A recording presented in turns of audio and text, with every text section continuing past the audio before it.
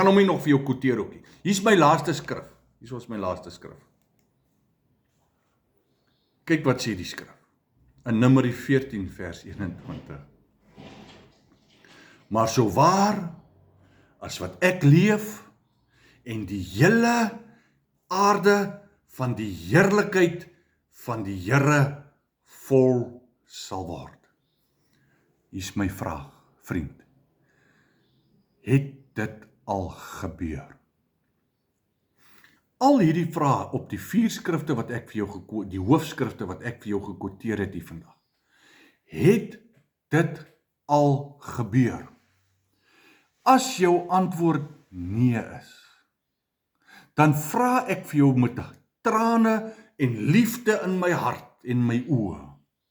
Oorweeg die moontlikheid laat die wegrapingsevangelie wat ons geleer is, nie die ware evangelie is. Dis nie die ware evangelie. Oorweeg die moontlikheid. En as jy by die punt gekom het dat jy bereid is om hierdie moontlikheid te oorweeg, dan gaan krap jy. Weet jy wat? Daar is ons pragtige, liewe studente, ek het dit nou net ook al genoem, wat in die woord ingegaan het. Ouens wat doktersgrade het, wat gaan krap het, gaan soek het. En ek kan vir jou name noem. Gaan kyk, gaan soek op jou YouTube, gaan kyk na Dr. Lynn Hiles. Gaan kyk na sy goed. Dr. John Noe. Gaan kyk na sy goed. Hy het 'n hele paar boeke geskryf. Hy het 'n baie groot YouTube kanaal waar hy hierdie goed fyn uitsit.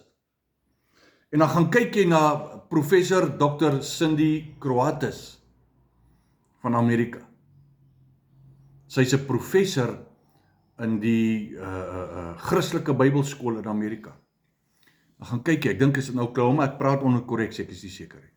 Maar ek is 'n student van hierdie mense se werk. En ek is persoonlik met hulle op Zoom en WhatsApp en goeders as ek met hulle persoonlik besig. As ek iets wil weet en ek verstaan nie 'n ding nie, dan gaan vra ek. Hoekom? Want ek is 'n student van die woord. Skool is nie uit nie. Die skool is nie uit nie. Ek en u, my vriend, leer elke dag. Soos wat die Heilige Gees beweeg, is daar elke dag nuwe openbaringe. Moenie gaan fondasie opslaan en kerk bou op 'n openbaring wat jy gekry het nie. Want môreoggend sê die skrif van my, is die woord vars en nuut. Dan is daar 'n nuwe openbaring. Dan is gister se openbaring, die manna wat jy gister geëet het, vrot in die land.